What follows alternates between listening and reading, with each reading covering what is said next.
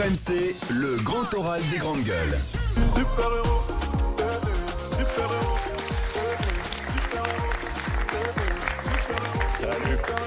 Thomas Gijol, Carole Rocher sont avec nous, comédiens co-réalisateurs du film Black Snake. Bonjour, bienvenue. Merci. Bonjour, bienvenue à vous. Alors, un film de super-héros français, on attendait ça depuis très longtemps. Mais alors, pourquoi forcément ça doit être un baltringue au départ? Parce que c'est une comédie. Parce que c'est une comédie et qu'en France, on est plutôt bon en comédie. Et puis surtout que voilà, il y avait une envie de s'amuser. Et puis voilà, quoi, on va pas rivaliser avec les Américains qui ont trop de moyens. Nous, on est bons dans notre domaine et il vaut mieux y rester. Oui, nous, on prend le principe du super-héros, mais pour en faire autre chose, Carole. Ben oui, puis on se marre avec surtout. Alors, vous êtes en couple dans la vie, c'est pas un secret? Non.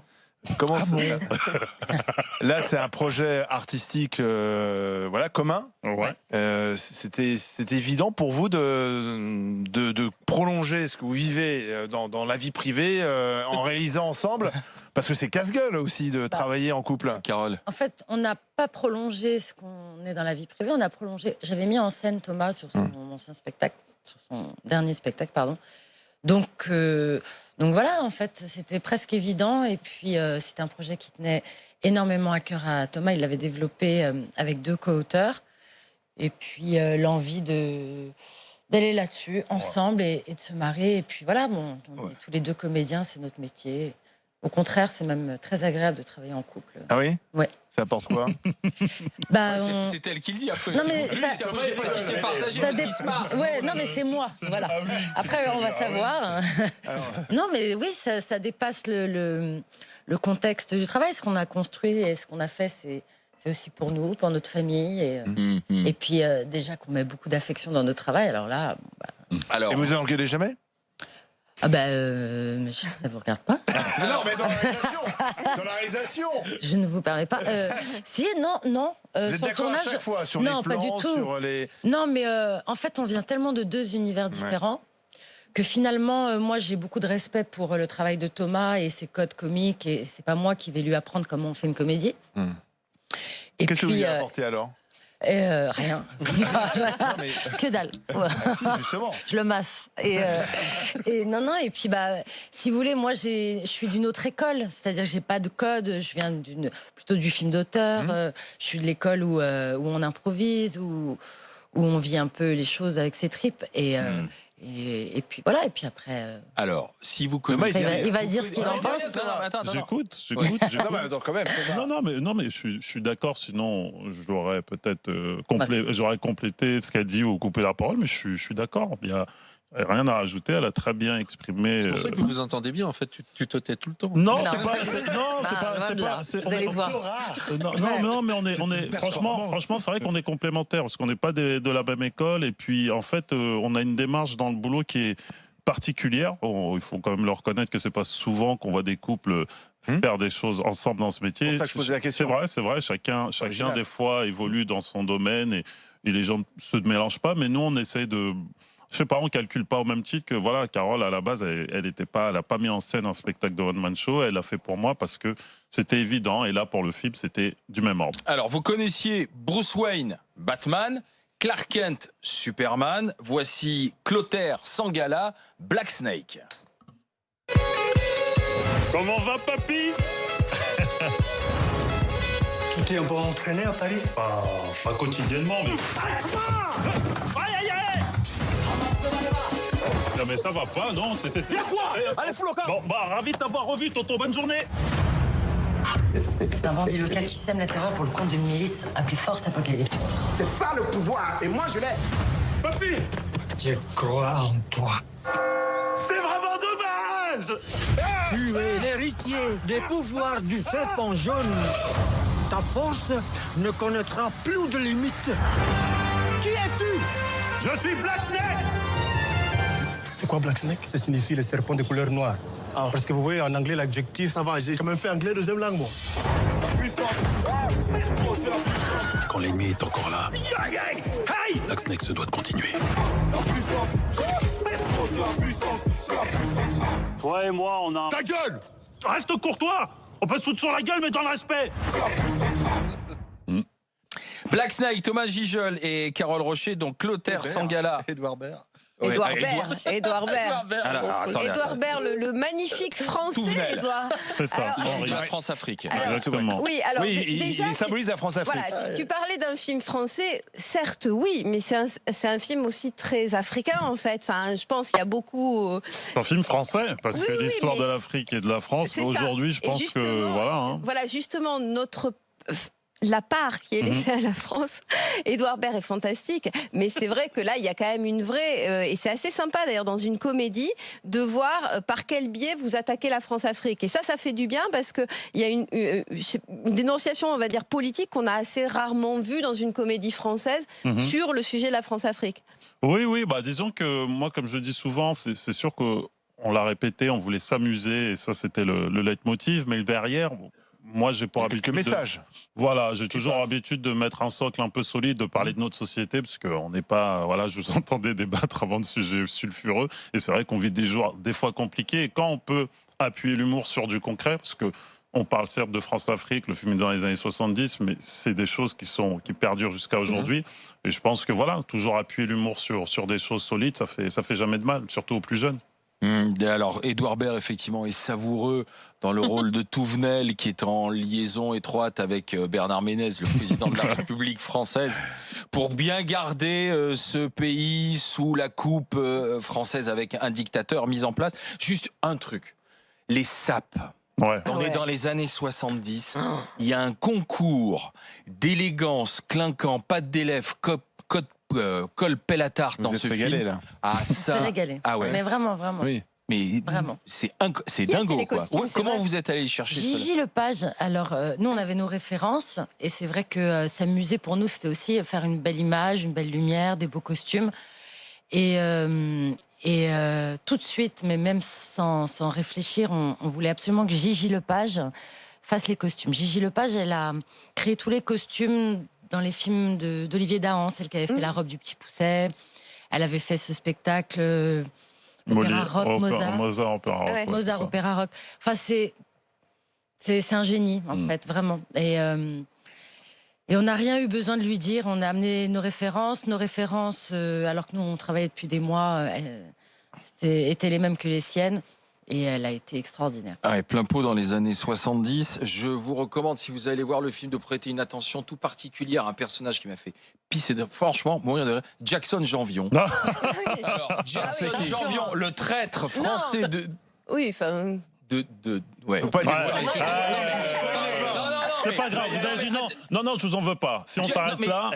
Jackson, Voilà. non mais C'est pour le ça nom que j'ai dit- Jackson Janvion. Où est-ce que vous êtes allé chercher Jackson Janvion? Jackson, bon, écoutez, il y a deux références assez claires à Jackson, parce que Jackson, c'est toujours le petit black, on va dire, le petit black un peu clicheton dans des films ou tout ça. Il y a toujours ce côté Jackson un peu cool. Et Janvion, c'est en référence À Gérard Janvion. à Gérard Janvion, Qui nous a accompagnés. Voilà, cet Stéphanois. ancien latéral du football français De Saint-Étienne. international de Saint-Étienne. Exactement. Bah, je crois justement que David Dickens. à travers. Faudrait que à t'aies des travers- sapes comme ça, David. Oui, toi. non, pas encore.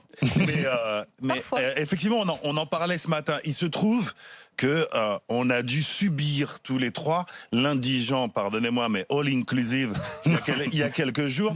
Et je vous avoue, nous on a des amis en commun, donc je peux me permettre d'être sincère et sans complaisance avec vous deux aujourd'hui sur le plateau. Et c'était une agréable surprise, vraiment une Merci. agréable surprise. Merci. Je vais vous dire pourquoi. J'ai été un petit peu saisi au tout début du film. Et subitement, je me suis retrouvé au moment, je suis plus âgé que vous, où lorsque j'étais jeune, j'ai vu « Y a-t-il un flic pour sauver la reine ?» Ouais. Je ne sais pas si vous avez vu ce film-là. Si vous ne l'avez pas vu, regardez-le. Ok. C'est impressionnant le nombre de codes que vous mettez en avant dans votre film dont on pourrait penser qu'ils sont inspirés de ce film de David Zucker de 1986. C'est incroyable. Je montrais tout à l'heure la bande-annonce à Marianne qui était saisie aussi. J'ai adoré ce film Code aussi. comique. Oui, bien sûr. Ce sont des Tout à fait. références aujourd'hui. Non, mais quoi. c'est Ouais. le personnage héroïque ringard un peu qu'on a envie de gifler au début. Vous avez le mec pas sympathique, hégémonique, qui veut s'approprier les richesses d'une région. Le dictateur Vous avez Ézéchias. vraiment le dictateur. Vous avez vraiment ces codes-là. Voilà. Ensuite, j'ai aimé ce film aussi parce que je trouve qu'il traduit bien ce qu'on peut ressentir, nous, lorsqu'on retourne au pays, avec cette injonction de réussite qui fait que quand on n'a pas vraiment réussi, on s'invente cette réussite. Et ça, on est... Toi, c'est quelque chose que tu as connu. C'est quelque chose qu'on a tous connu. Non, mais tu te fais passer pour un chirurgien. Tous les gens qui ont une double culture et notamment la culture caribo-africaine, on a tous vécu ça. Vrai. Les gens ont le sentiment qu'on est parti de notre pays pour réussir. Ils n'ont jamais compris que le vrai luxe, c'est de rester dans le pays. Et ça, vous le traduisez bien aussi dans le film. Et ma question, c'était ça. Il y avait une question, alors vas-y. Ouais, c'était est-ce que vous avez conscience à la fois d'avoir réussi le pari de l'alchimie, de la comédie parfois grasse et de la subtilité des sentiments et du message parfois politique? Bah écoutez, ça fait beaucoup. Non, mais non, disons que le film, c'est sûr, on n'a pas ce sentiment parce que voilà, il sort aujourd'hui, donc les gens le découvrent. Mais c'est surtout qu'on sait qu'il y avait plusieurs niveaux de lecture. On l'a pas construit avec un seul genre en se disant on va être dans cet humour. Il y a plusieurs niveaux de lecture, il y a plusieurs personnages. Tout à l'heure, vous faisiez des références à Edouard Baird, qui exprime d'autres choses, mon personnage est dans d'autres choses. Vous parlez de cette symbolique, effectivement, c'est la première fois que je l'entends, et c'est très vrai, de l'immigré, entre guillemets, qui revient dans son pays avec toujours, quand tu es immigré, tu reviens tu es originaire, tu peux pas revenir en loose, tu es obligé soit de dire c'est au top, ou sinon ça va, tranquille, ou peut-être mentir. Dieu merci, ça m'est jamais arrivé, mais c'est vrai qu'il y a cette pression-là. Donc il y a toutes ces lectures-là qui sont, c'est ce qui fait quelque part la particularité de ce film. Nous, on a été très libre dans notre démarche, dans l'humour, et très humble dans les messages qu'on veut faire passer, parce que ça reste une comédie, on veut pas se prendre pour d'autres, même si tout à l'heure on parlait de France-Afrique, c'est pas le sujet le principal, mais voilà, on a voulu faire une comédie riche de sens. Il y a des thèmes récurrents quand même dans ce que vous nous proposez. Il y a eu le crocodile, il y a eu Casse Départ, il y a ce film-là. On voit bien quand même qu'à chaque fois vous... Il y a eu Fast Life. Et Fast Life, oui. Mais chaque fois, c'est quand même, il y a des thèmes de prédilection en fait. Oui et non, parce que je sais pas comment dire, c'est pas toujours, c'est pas le même billet quoi. Après, moi il y a un genre de comédie, il y a des genres de thèmes qui me touchent particulièrement. Mais ce film-là n'a rien à voir avec celui que j'ai fait avant, Fast Life, qui parlait de l'identité d'un mec perdu dans l'absolu, et Casse Départ, ça parlait d'identité. Maintenant, c'est toujours la même question, comme je le dis souvent, il y a tellement peu de noirs dans le paysage cinématographique français que quand on met un film avec un noir en avant, on peut des fois trouver les mêmes thématiques, mais c'est parce qu'il n'y a pas de divers. Ça veut dire, Thomas, si vous ne vous mettez pas en scène, il n'y a pas suffisamment de propositions Ah si, il y en a, mais je parle vraiment dans le paysage, dans le paysage général, pas moi qui me mets en scène. C'est vrai qu'il n'y a pas. C'est vrai que dans le cinéma français, il n'y a pas tellement de. Voilà, donc en fait, une fois qu'il y en a un, on se pose la question de la thématique abordée, alors que s'il y avait plein de films, on se poserait plus aucune question en fait. Donc ça c'est intéressant. Après on va faire la pause, mais parce que on donne beaucoup de leçons nous en France sur ce qu'il faudrait faire, la diversité, etc. Mais on montre pas l'exemple. Et le cinéma, pourtant, ça devrait être là où la diversité s'exprime. C'est vrai. C'est parfois plus difficile dans d'autres domaines. Qu'il n'y a pas de représentativité. Il y en a beaucoup plus dans le cinéma en France aujourd'hui. Ah, c'est pas un sentiment, c'est un constat. Je sais pas, moi je le sens. Je suis pas, c'est pas le cœur qui parle, c'est les stats. C'est qui parle beaucoup. Ouais. Voilà, ok. Heureusement que vous avez donné la parole au début. Voilà, exactement. Non, mais c'est vrai, vous le constatez vous quand vous tournez ailleurs. Ah non, etc. mais évidemment. Et évidemment, le constat, il est clair et net, et on le. Il faut pas le reprocher à personne, mais il faut que ça change un petit peu. Après, je veux dire, l'un des acteurs les plus populaires en France aujourd'hui, c'est Omar Sy. Bah voilà, et donc il y a Omar Sy, il y a un tel, ils sont 4 et on les prend. Oui, Issa voilà, donc et on les prend et on s'en sert pour des films. On en a 4 et c'est dramatique pour de vrai. Donc, mais j'ai envie de vous dire là, c'est à l'image. Moi qui travaille dans le cinéma depuis 25 ans, je n'ai jamais vu. J'ai un réalisateur noir, un directeur de prod noir, un producteur de cinéma noir, un directeur de prod, un chef-op. J'en connais pas. J'en connais un producteur, un ami de Thomas. Je ne connais pas. Mais pourquoi? Parce que les portes sont fermées ou il n'y a Non, pas mais assez de parce que candidats? Écoutez, voilà, je ne vais pas faire l'analyse. Non. Mais je C'est un pense constat. qu'il y a un vrai. En tout cas, ce qu'il faut dire, c'est que voilà, il faut que ça change un petit peu. Parce que c'est un milieu qui est tenu par les vieux blancs. Mais non. Bien sûr. Non, mais Oui. Comme la politique. Bah voilà. Oui, parce que c'est tenu par les vieux blancs, parce qu'en effet, voilà, enfin, il faut que ça change un peu. Il faut Vous restez enlever avec certains nous clichés. Carole, Thomas, Ouais. grand oral des GG. Le film s'appelle Black Snake, la légende du serpent noir. C'est une comédie et pour passer un bon moment, en plus pendant les vacances, faut y aller. À tout de suite.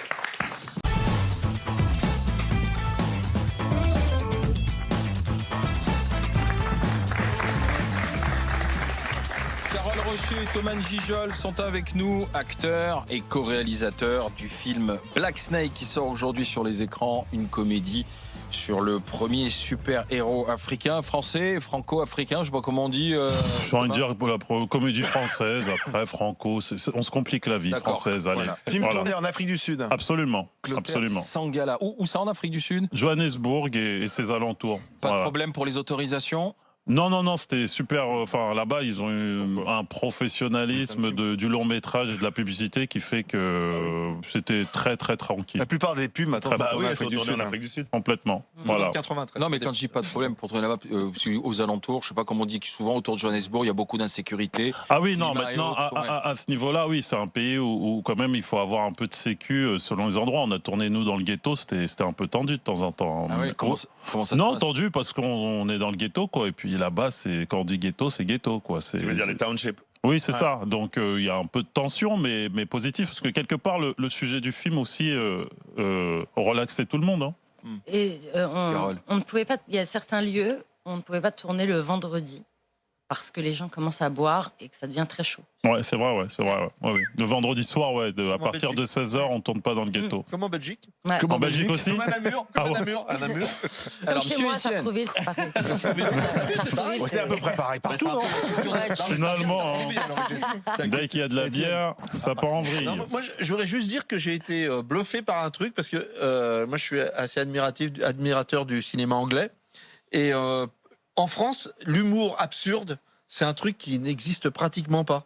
C'est pas dans notre culture. On faut aller vers les films anglais ou les films américains inspirés des films anglais et puis des Marx Brothers et tout ça. Mais le film absurde en soi, comme vous l'avez fait là, moi je trouve que c'est très rare en France et c'est pour ça c'est vraiment passionnant de voir comment une comédie française peut être de ce monde-là, du monde de l'absurde.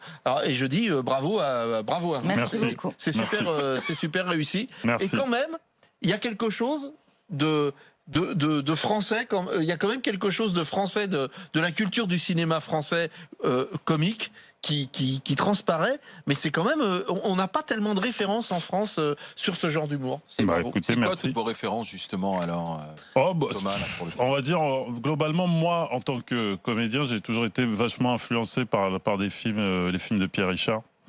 Son personnage, un peu lunaire et tout, il m'a toujours inspiré, même si j'ai pas moi la même énergie, le même flow et autres, mais c'est quelque chose qui me nourrit beaucoup. Après, sur ce film-là, c'est tellement en fait une sorte de produit de pop culture, je dirais, où il y a tellement de choses qui te passent par la tête, tellement de sujets. Tout à l'heure, on parlait des films de kung-fu, on parlait de la blaxploitation. Il y a des films très récents aussi, américains, de comédie, qui me font énormément rire. Donc voilà, il y a plein de choses inconscientes, mais à la fin, avec Carole, ce qu'on voulait, c'était aussi créer notre univers, quoi, pas sampler tel ou tel film. Ouais, c'est réussi, c'est un vrai bon moment, quoi. Merci. Dame, j'avais juste un dernier mot. Je voulais remercier Carole de sauver les femmes, parce que quand même, dans ce film, à part vous, c'est toutes des... j'ai pas dit le mot, mais je l'ai pensé. L'image des femmes est pas terrible, en fait, hein, à part vous, l'image de la France non plus. Voilà. Non mais je veux dire, c'est le contexte. Après les... Non, par exemple, Billy, c'est une femme forte, c'est une femme qui a du caractère. Oui, qui tient son magasin, c'est une patronne. Non, après il y a les Amazones, mais les Amazones, c'est pas l'image de la femme, c'est l'image du dictateur. C'est surtout l'image de mes failles, des failles de mon personnage. Voilà, c'est ça. Et puis c'est qui n'a rien à voir avec l'acteur, évidemment. Absolument. Et donc voilà. Après, bon, le personnage de Françoise, évidemment, mais je pense que Voilà, je pense que ça va. Et Mais je pense aussi la femme qu'il s'en sort bien dans ce Je film. pense aussi qu'il ne faut pas se poser tout le temps ces questions, parce Ouais. que c'est vrai qu'aujourd'hui, Non, c'est vrai, ça, c'est le problème. Non, et puis, dès qu'il va y avoir une femme un peu chaude dans un film, on va dire l'image de la femme, il y a des femmes qui sont chaudes et il y a aussi des mecs qui sont des gros débiles profonds. Ah ben Je vous pense- remarquez, vous vous épargnez pas, hein, le personnage. Bah non, il est parce pas- que je- comme- L'image de l'homme, là. Comme l'a dit Étienne, je suis tellement loin de ce personnage que. Clairement, Oui, parce que c'est drôle que Maria, tu aies souligné le rôle des femmes dans ce film, alors quand même que le rôle principal, et il en prend plein. est un drogué obsédé Il en sexuel, prend plein la gueule. Enfin, Oui. voilà. Ah, nul. C'est plutôt Et un puis, il est pas baltringue, courageux, obsédé il est peureux, sexuel, il est, peureux. ouais, Enfin, il y a absolument. tous les défauts de la terre. Et c'est un homme. Moi, il y a quelque chose quand même c'est qui ça me- qui est- Il y a quelque chose qui m'a intrigué. Alors, on en a parlé, on voit que vous vous inscrivez dans une filiation que vous mesurez même pas. Donc ça, je trouve ça vraiment extraordinaire. Nous, on a vu plein de films à travers le vôtre. Par contre, je voudrais savoir si vous n'avez pas redouté à un moment les réactions exacerbées qu'on voit aujourd'hui dans la communauté noire par rapport à la façon dont on peut recevoir ce film. Oula. Bah non, pas du tout. Pas du tout. Non. C'est du second degré, c'est quoi quoi Oui, et puis même, Il n'y a pas de place au second degré, pour le second degré Non, aujourd'hui, mais malheureusement. Et Dès qu'on touche à l'Afrique, à la France-Afrique. Non, mais moi je pense que c'est. En tant que noir touchant, parlons de la communauté noire, on attend de nous un certain format, un certain discours pré-pensé. Est-ce que vous avez conscience de ça? Moi, je viens de la scène, je n'ai jamais été dans un format, j'ai jamais été dans un discours, dans tous mes spectacles, dans tous mes films. Moi, je me considère comme étant libre. Donc après, il y aura toujours peut-être une ou deux personnes pour pointer du doigt dans les réseaux sociaux. Oui, t'as pas été... J'en ai rien à foutre parce que je suis libre et avant d'être noir, je suis un homme avec une tête et tout. Donc voilà, je me pose pas ces questions-là. un artiste. Oui, enfin. Il y a un acteur. Oui. En tout cas, voilà, il y a. J'ai fini de parler, pardon. Non, mais il y a aussi on parlait du casting tout à l'heure. Et nous aussi, la chose qui était importante pour nous, c'est justement, on a un casting qui est à 90%, 98% noir, c'est-à-dire qu'avec deux blancs, c'est Édouard et moi. Et dans ce film, ça nous tenait à cœur de faire un choix d'acteurs et justement pas choisir les trois acteurs que les blancs ont choisis pour faire représenter le noir. Vous voyez ce que je veux dire? Bien sûr. On a choisi des acteurs qu'on aimait, des acteurs pas particulièrement bancables. Et donc, voilà. Donc, justement, je pense que ce film, il est aussi, c'est aussi une autre proposition et c'est aussi une autre représentation et c'est aussi de dire, ben oui, on va choisir Sabine Pacora, Steve, Eric. Ce sont des gens peu de gens connaissent. Nous, on les a choisis parce que c'est de bons acteurs et pas parce que c'est des noirs qui tournent dans le cinéma. Donc, je pense que voilà. Non, c'est très bien. Oui, non. mais, L'expression de liberté. non, mais pour répondre à votre question, c'est important de le dire. Après, ça fera avancer les choses ou pas. Personne n'est, surtout moi, bon, voilà, mais on n'est pas leader, mais. Je pense que c'est ça qu'il faut retenir sur ce film aussi. Un peu, tant mieux. Exactement, si ça peut faire avancer en toute humilité, voilà, c'est pas, on fait pas ça avec le poing en l'air, on fait on parce a tout fait avec le cœur, voilà, pour de vrai, on s'est marré. Ça sent, je pense que c'est pour ça qu'on a aimé. Si on commence à penser à l'image de la femme, à l'image, c'est fini, plus rien. Ce film sort dans un contexte un peu compliqué. Hier, c'était le rassemblement contre l'antisémitisme. Il y a une crise sociale qui semble un peu dégénérer par endroits. C'est quoi? C'est le moment détente dans cette crise? Vous, par exemple, vous êtes dans une promo, vous sortez le film, vous êtes là plein d'énergie, j'imagine dans l'attente de voir si ça va marcher ou pas. Est-ce que vous avez le temps de regarder ce qui se passe autour de vous là en ce moment? Oui, quand même un petit peu. Quand même, ouais, on est au fait des grandes lignes. Hein. Après, les petits faits divers, je ne sais pas. Mais vous êtes inquiet ou pas du climat du moment ou pas? Je suis pas plus inquiet qu'il y a une semaine, qu'il y a un mois, qu'il y a un an. C'est pas nouveau, c'est pas une surprise ce qui se passe. Quoi. Non, c'est dramatique. Mais après, il faut continuer à vivre et puis il faut être optimiste. C'est-à-dire que moi, je vis pas dans le gris, mais c'est vrai qu'en ce moment, on vit pas les jours les plus heureux en France depuis un certain temps. Et au fur et à mesure, voilà, il y a un petit fait divers qui saute. Donc voilà, une actualité remplaçant l'autre. Enfin, vous savez ça mieux que moi, vous travaillant dans les médias. Mais non, on vit pas des jours super heureux. Et c'est vrai qu'on manque de vrais débats de débat franc et constructif en France. Je pense que c'est un des petits soucis qu'on a en ce moment, à pas se dire les choses. Ça, on n'arrête pas de débattre en France. Non, je sais, mais peut-être qu'en fait on s'écoute pas. Ouais, on s'écoute pas. Peut-être que chacun a son point de vue. Et quand je dis constructif, c'est positif. C'est con à dire. On peut se dire tout un tas de choses. On peut avoir ses opinions, mais à un moment donné, c'est comme dans une famille. Si on reste sur ses positions, on va pas avancer. Si à un moment donné, on parle avec le cœur, ce qui est très utopiste de dire ça, je le conçois, peut-être que si on parle plus avec le cœur et qu'on a vraiment envie de vivre ensemble, qu'on a vraiment envie d'arranger les choses, peut-être qu'on peut trouver une issue. Mais bon, parler de cœur aux 20h je sais pas, d'une grande chaîne de TF1 en France 2, on va passer pour un hippie, quoi. Donc, bisounours. Oui, voilà. Non, mais ça veut dire qu'il faudrait mettre davantage de bons sentiments au bon sens du terme, quoi. Positiver un peu, quoi. C'est ça que j'entends, moi, Thomas de Gijol, non? Mais on est obligé. On est obligé. Parce qu'on se plaint toujours en France, rien ne va, quoi. Mais non, mais sincèrement, vous qui revenez d'Afrique du Sud, au point que beaucoup va bien. Au point où on en est, sincèrement, on voulait faire quoi, en fait? Si chacun reste sur ses trucs, oui, toi t'as dit ça, toi t'as dit ça, notre communauté, vous, machin, oui, mais quand vous, on n'en sort plus, en fait. Donc c'est toujours la même histoire, récurrente. Vraiment, c'est les faits divers qui mettent en lumière ça. Hier c'était Finkielkraut, demain ça sera un tel, après ça va être lui. En fait, c'est un cauchemar, en fait, qu'on vit. On s'en rend même plus compte, en fait. Ça devient quotidien. En plus, avec les réseaux sociaux, tu vois, lui s'est fait agresser, ouais, je m'en fous. Je vais regarder une photo sur Instagram. On se rend même plus compte de ce qui se passe pour de vrai. Et je vous dis, c'est débile, mais voilà, nous, on a des enfants, vous en avez aussi. Et quelque part, quand on pense aux générations futures, on se dit que à un moment, si on n'essaye pas de mettre en avant ce côté, ce côté cœur, ce côté important, parce que c'est quand même la base. Je pense qu'on arrivera à un moment donné, je ne veux pas dire à une guerre civile, mais à des vrais, vous êtes inquiet. Évidemment que je suis inquiet, j'ai des enfants et puis je vis dans cette société et que nous en tout cas, on n'est pas en guerre, quoi. Moi j'ai envie, ça me fait chier de sentir des tensions, de voir des gens qui sont là énervés à parler, t'as vu ce qu'il lui a, ça me gonfle. Les enfants sont pas comme ça. Non, pas pour les vôtres évidemment. Mais ce que je constate, c'est que il y a une suspicion sur les nôtres. Ce que je constate, c'est que nos mômes, eux, ne sont pas comme ça. Et c'est eux qui seront aux affaires demain. Et c'est ça qui crée l'optimisme dont vous parlez. Mais ils vont grandir.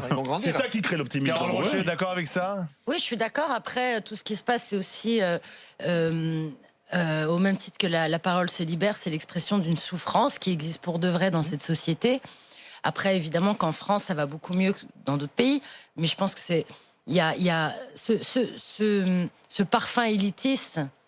On en parlait tout à l'heure. Enfin, je veux dire, quand on parle des vieux blancs et dans le cinéma, dans cette société, il y a quand même, en France, il y a un côté élitiste qui est un parfum élitiste qui sent très fort. Et je pense que c'est l'expression de ça. Donc, il faut être à l'écoute d'une certaine catégorie sociale qui souffre. Et qui se sent méprisée. Et voilà, et je pense que c'est plus un manque de considération et des peurs. Qu'il faut écouter. Gilet jaune, vous pourriez avoir un gilet jaune? Moi? Ouais. Tout le monde en a un dans sa voiture. J'ai pas de voiture. Mais non, mais oui, mais bien sûr. Enfin, attendez, moi je suis une petite connasse d'actrice qui habite dans le 11e. Donc, à un moment, si je travaillais dans une usine loin avec mes 4 enfants, peut-être que le gilet jaune, oui. Enfin, à un moment, je peux pas représenter. Non, mais vous comprenez. Mais vous évidemment, comprenez, notamment beaucoup de femmes qu'on a vues sur les ronds-points au départ, on a pas oublié. Les femmes souvent seules d'ailleurs, qui mais évidemment, à temps partiel, évidemment, qui aimeraient bien simplement. Après, c'est étrange de dire que parce que vous seriez, parce que ça c'est l'écho qu'on entend en ce moment aujourd'hui, qui voudrait dire que parce que vous êtes une actrice, parce que vous êtes parisienne, vous vous autocensurez, vous n'avez pas le droit à la parole. Je m'autocensure pas. Bien sûr que j'ai le droit à la parole, mais à un moment, même si moi j'ai ma grand-mère qui a travaillé en usine toute sa vie, évidemment je viens pas d'un milieu où, mais quand même à un moment c'est pas à moi d'en parler. Enfin, je suis pas la représentante de ça. Et il y a des choses, même si je connais par ma famille, mais aujourd'hui évidemment que je ne sais plus ce que c'est. Que de se sentir un débris de la société, que de pas savoir comment je vais finir le mois, de pas savoir comment je vais après mon ravitail de course, j'ai plus rien. Et enfin, je ne sais plus ce que c'est. C'est pas à moi de parler. Moi, j'ai le sentiment qu'on n'a pas besoin de le vivre. Mais après moi, bien sûr, je suis tout à fait solidaire évidemment. des gens, mais c'est pas à moi. Mais de parole. les postures, enfin voilà, c'est très compliqué pour les comédiens et autres artistes des fois de prendre, de prendre des positions sur ça. Enfin, prendre des positions, avoir un avis, c'est une chose. Après, y aller à fond, c'est compliqué parce qu'après, il faut pas être dans la posture. C'est pour de vrai, il y a des vrais gens qui souffrent. Nous, quand on sait que, comme le dit Carole, qu'à un moment on dort et globalement tout va bien, on peut pas à un moment donné être le porte-étendard de tout ça, de vouloir aller au front, mais on peut cautionner certaines choses, on peut dire que oui, je suis d'accord, tout ça, parce qu'on vient pas, enfin, on n'est pas des enfants de la balle, on est des enfants de prolo, et évidemment que quand je vois ces mouvements de gilets jaunes, globalement, je ne peux que les comprendre. Je ne peux que les comprendre parce que ça aurait pu être nous, il y a des amis à nous, et que voilà, quand on discrédite les gilets jaunes pour des raisons XY, parce qu'il y a 4 débiles dans les cortèges qui disent n'importe quoi et font n'importe quoi, bon, il faut les mettre de côté, parce que globalement, c'est un mouvement qui est légitime. Je pense que, ben si, c'est comme si à l'époque on mettait un micro au sans-culotte en 1789.